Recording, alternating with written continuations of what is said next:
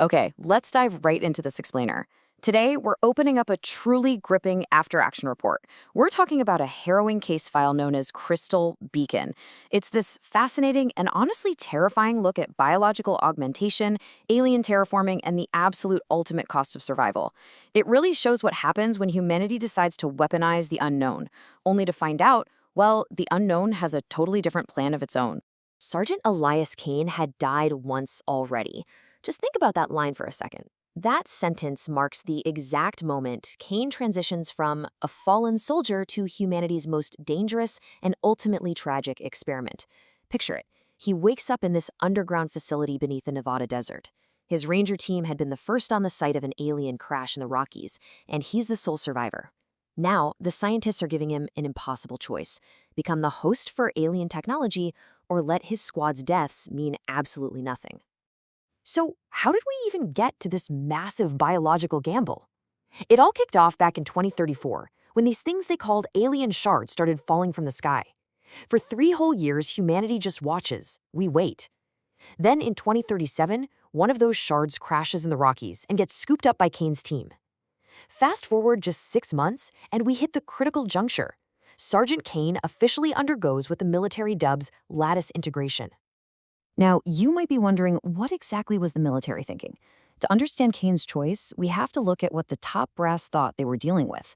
They initially classified these things as unmanned alien drones. There were no bodies inside the wreckage.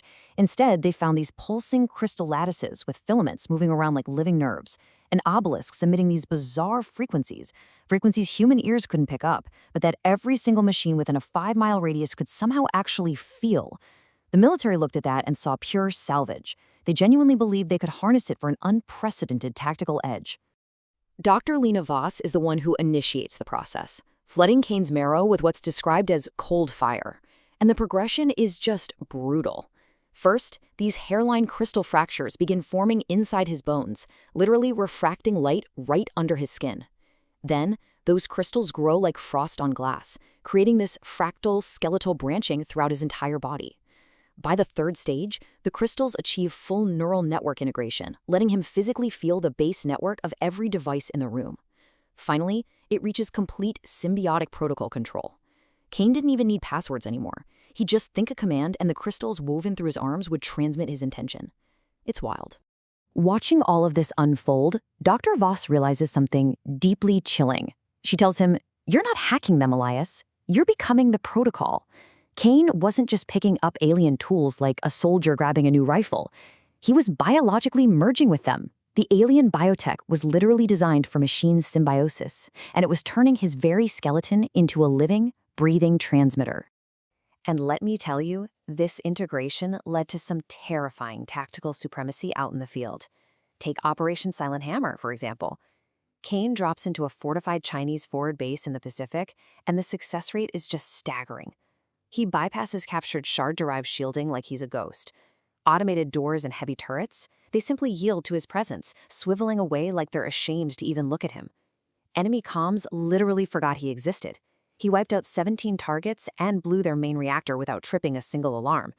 The crystals inside him didn't care about rules of engagement or morality. They only cared about connection and absolute dominance. So the military is looking at this and thinking, jackpot, we've got the ultimate cybernetic weapon. But there's always a catch, right? And the physiological cost was massive. Sure, Kane could sync with entire squadrons of autonomous fighters just by touching the tarmac. He could translate his own kinetic running energy into processed data, achieving unmatched stealth. But the biological toll? Horrific. He suffered this deep, tectonic skeletal pain as his bone density radically shifted. We're talking crystal shards actually erupting through his skin while he slept. And worst of all, Dr. Voss realized his internal lattice was tuning to deep space frequencies. He was suffering from unwanted quantum entanglement, starting to hear the vast, patient pulses of something waiting out there in the dark. But everything flips entirely during his next deployment. He's sent out into a brutal 60-knot Alaskan blizzard to shut down a crude Russian attempt at weaponizing another shard they dug out of the permafrost. The crystals in Kane's inner ear guide him flawlessly through the storm. But what he finds inside that research station completely changes the trajectory of human history. He walks in and finds Subject 0. This guy was a heavily mutated Russian test subject. barely human anymore, basically suspended in a web of living crystal with eyes made of pure reflective facets. And worse, he starts communicating directly into Kane's mind, not over a radio, but through the alien lattice itself. And he calls Kane brother. Meeting Subject Zero forces Kane to realize he isn't some unique one-off weapon.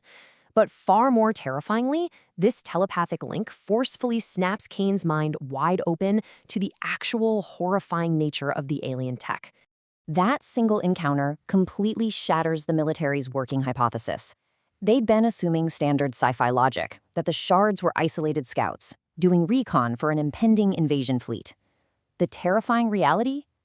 The fleet wasn't coming. They had always been here, just waiting in the dark between the stars. The Shards weren't scouts at all. They were seeds. And Kane, along with infected civilians scattered around the globe, was ripening into a living, breathing, terraforming beacon. This biotech was never augmentation. It was a cultivation process. 98.0%. That is the terrifying threshold we hit next. Even isolated in this heavily reinforced Arctic facility, the growth just accelerates. Kane's pineal gland begins to fully crystallize, and his body hits 98% beacon stability. He wakes up to find literally every screen and device in his quarters displaying alien star charts and Earth's exact coordinates. The alien chorus is singing through him now, building in intensity, turning Earth's entire digital nervous system, submarine cables, satellites, every connected smart device, into one massive routing beacon for the alien harvest. So picture this setup. Kane and Dr. Voss are locked down in a freezing Arctic facility. Spatial rifts are quite literally tearing open the sky overhead. City-sized ships made of living crystal and void light start unfolding from higher dimensions. And they aren't hostile invaders, they're gardeners, showing up to harvest a perfectly prepared world. It begs the impossible question, how on earth do you fight a fleet made of pure, patient mathematics? The answer, beautifully and tragically, is this. With raw, defiant, human chaos, Kane realizes he absolutely cannot fight them using their own perfect logic. Their tech is way too advanced, structurally flawless. To win, he has to weaponize the exact thing they completely lack. Let's break down those desperate final moments where Kane's physical body literally becomes the ultimate battlefield between two entire species. First, Dr. Voss makes a frantic play to save Earth by injecting a fatal toxin directly into Kane's skull, trying to kill the beacon's broadcast. But Kane's lattice has grown too advanced. It filters out the poison, and the brutal feedback actually burns out Voss's own nervous system. Then, Kane steps out into the freezing Arctic night, pulls the entire facility's reactor power directly into himself, and uses his crystalline body to bend and reverse the planet's electromagnetic polarity. Finally, instead of sending targeting coordinates, he broadcast a massive, localized pulse of pure human experience. And this, right here, is the absolute core of Earth's defense. Kane takes an alien design that is entirely mathematical, patient, cold, and structurally perfect, and he just floods it with humanity. He reaches past the incoming fleet, deep into the lattice, and blasts them with human chaos. He sends them every sunset he's ever seen, every stupid joke his dead squad used to tell, every single ounce of love, rage, and stubborn defiance he has left. He proves emphatically that humanity refuses to just be a substrate that gets overwritten. That massive, overwhelming surge of emotion culminates into one single, perfectly corrupted message: wrong planet. Kane broadcasts this purely human signal on every single alien frequency. The crystal motherships were tuned perfectly to expect mathematical harmony. So when this injection of chaotic, messy human static hit them, it literally shattered their structurally perfect ships from the inside out. The fallout from that pulse was absolute. The alien fleet just fractured, falling out of the sky like glass angels and burning up in the atmosphere. Across the globe, every single piece of alien biotech went instantly inert, just crumbling to dust. The infected civilians actually survived, though they were left with some strange scars and definitely some stranger dreams. But generating that massive feedback loop, it cost Elias Kane his life. His flesh burned away in sheets of light, totally dissolving his humanity. All that was left behind was a fused pillar of humming crystal sitting in the Arctic snow.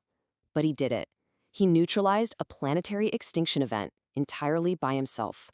Now, Dr. Voss actually survived just long enough to leave one final note in her journal, and it flawlessly summarizes Kane's ultimate sacrifice. He was never the antenna. He was the static that broke the signal. Kane's victory didn't come from mastering the alien tech, and it didn't come from becoming the perfect cybernetic soldier. It came from his absolute, stubborn refusal to be a perfect machine. So, I'm going to leave you with this final thought to chew on.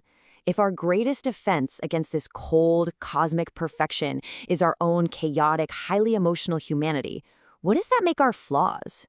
It really makes you completely rethink the value of everything that makes us so beautifully, stubbornly human.